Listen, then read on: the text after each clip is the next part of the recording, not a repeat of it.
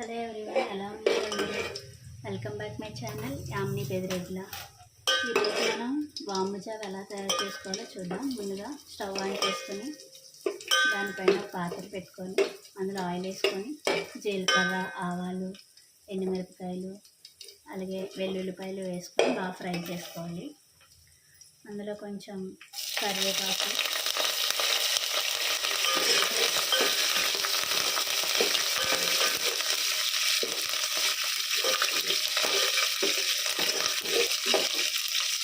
అలాగే దంచి పెట్టుకున్న అల్లం, ఇవన్నీ వేసుకొని బాగా ఫ్రై చేసుకోవాలి. అల్లంలో పచ్చివాసన పోయేంత వరకు బాగా ఫ్రై చేసుకోవాలి.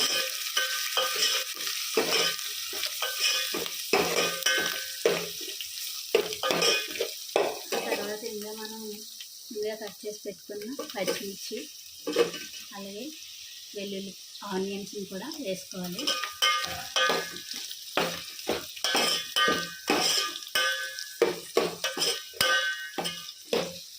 ఈ వాము జావ అనేది వర్షాకాలంలో కానీ, లేకపోతే క్లైమేట్ ఎప్పుడైనా చల్లగా ఉన్నప్పుడు కానీ, లేకపోతే ఎవరికైనా ఫీవర్ వచ్చినా, జలుబు చేసినా ఈ వాము జావ చేసుకొని తింటే కొంచెం రిలీఫ్గా ఉంటుంది. ఆరోగ్యానికి కూడా మంచిది. చిన్నపిల్లలకి సాధారణంగా మనం వాళ్ళ కోసం ప్రత్యేకంగా ఏమైనా కషాయాలు అవి తయారు చేసి ఇచ్చినా తినరు, తాగరు. కాబట్టి అలాంటి వాళ్ళ కోసం ఈ వాము జావను కనుక చేసి పెట్టామంటే వాళ్ళలో ఇమ్యూనిటీ పవర్ పెరిగి కొంచెం ఏమైనా డిసీజ్ అనేది తొందరగా అటాక్ అవ్వకుండా ఉంటుందన్నమాట.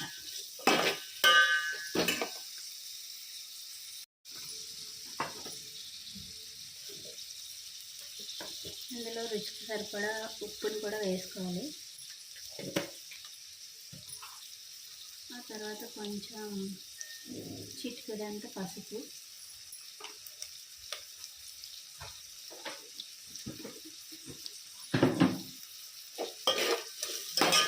అన్నీ బాగా ఫ్రై అయ్యి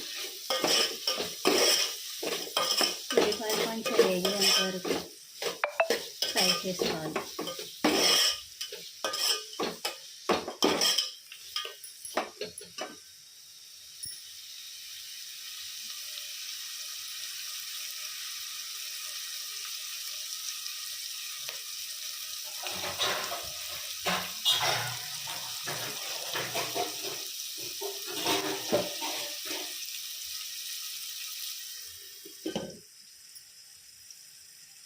ఈ వాము జావని మనం సాధారణంగా నూకలతో తయారు చేసుకుంటాము.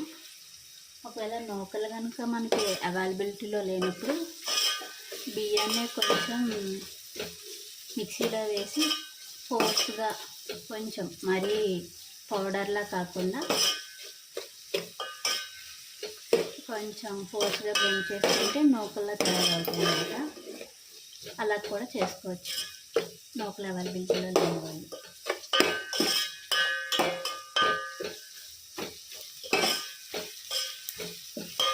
ఇది ఆరోగ్యానికి కూడా చాలా మంచిది. ఇందులో మనం వాము వేస్తాము, అలాగే కొంచెం మిరియాలు కూడా వేస్తాము.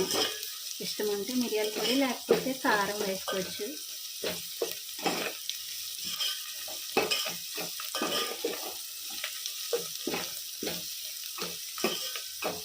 ఇవన్నీ బాగా ఫ్రై అయ్యాయి కదా. ఇప్పుడు ఇందులో మనం పులుపు కోసం చింతపండు పులుపుని వేయాలి.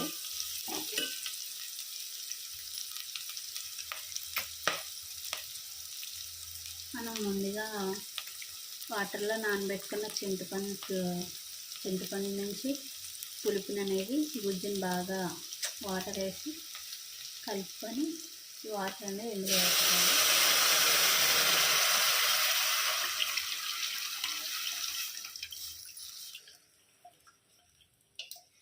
కొందరికి పుల్లగా ఉంటే ఇష్టం, కొందరికి నార్మల్గా ఉంటే ఇష్టం. సో మీకు నచ్చిన దాన్ని బట్టి, మీకు కొంచెం పులుపు కావాలంటే కొంచెం చింతపండు ఎక్కువ తీసుకోండి.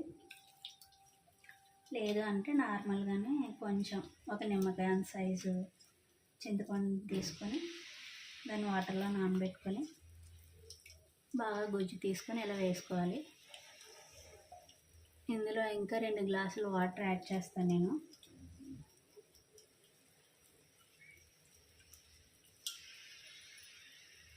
ఇందాక వేసిన చింతపండు గుజ్జులో మళ్ళీ కొంచెం వాటర్ యాడ్ చేసి మిగతా పులుపుని కూడా నేను ఇందులో యాడ్ చేసుకుంటున్నాను.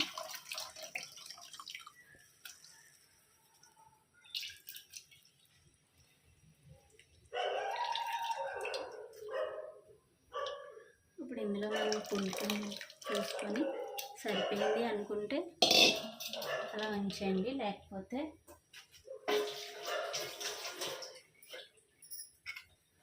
పులుపు కానీ ఎక్కువైనా లేకపోతే తక్కువైనా, ఒకవేళ ఎక్కువైతే ఇంకో కొంచెం వాటర్ యాడ్ చేసుకోండి, తక్కువైతే ఇంకో కొంచెం చింతపండు పులుపుని వేసుకోండి.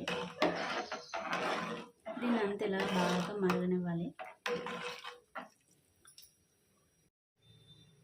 ఇలా మరుగుతున్నప్పుడు ఇందులోనే మనం ముందుగా కొంచెం వాముని తీసుకొని అది దాన్ని డ్రై రోస్ట్ చేసుకొని పొడి చేసి పెట్టుకున్న ఈ వాముని ఇందులో వేసుకోవాలి. ఇది మెయిన్ వాము జావ కాబట్టి కొంచెం వాము ఎక్కువగానే పడుతుంది.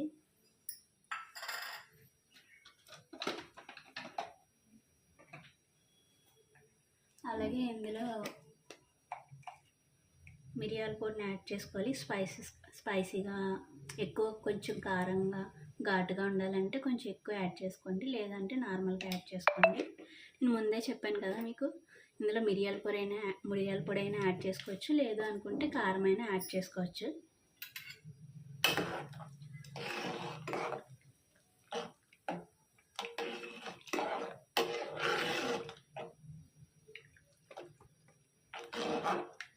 ఇవన్నీ బాగా మరిగిన తర్వాత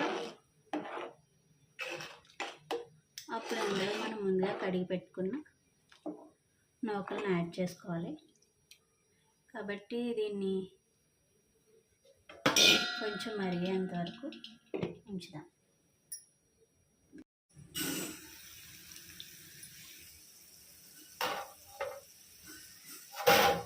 వాటర్ అనేది ఇలా బాగా మరుగుతున్నప్పుడు, మరిగిన తర్వాత ఇప్పుడు ఇందులో మనం ముందుగా కడిగి పెట్టుకున్న నూకలను వేసుకోవాలన్నమాట.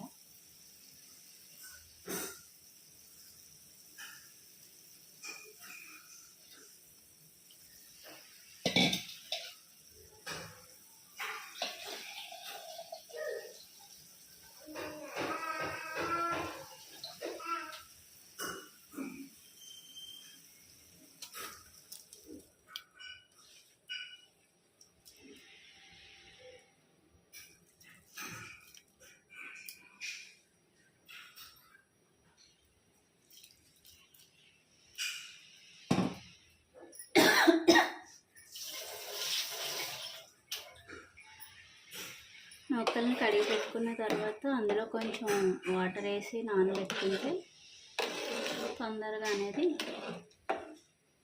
ఉడికిపోతాయి అన్నమాట.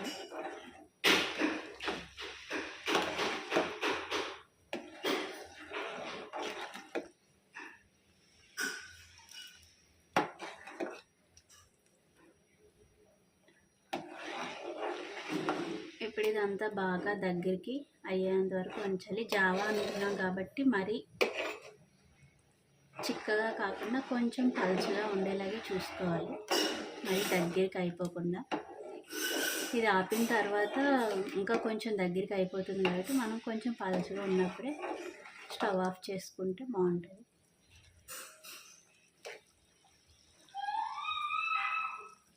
మూత పెట్టేసుకొని దాన్ని మరగనిద్దాం. ఇప్పుడు మన వాము జావ అనేది రెడీ అయిపోయిందండి. ఈ కన్సిస్టెన్సీలోకి వచ్చిన తర్వాత మనం స్టవ్ అనేది ఆఫ్ చేసుకోవాలి, ఎందుకంటే ఇంకా కొంచెం ఉంచితే దగ్గరికి అయిపోతుంది కాబట్టి. ఇప్పుడు స్టవ్ ఆఫ్ చేసుకొని సర్వ్ చేసుకుంటే వేడివేడిగా హెల్తీగా టేస్టీగా ఉండే వాము జావ రెసిపీ రెడీ.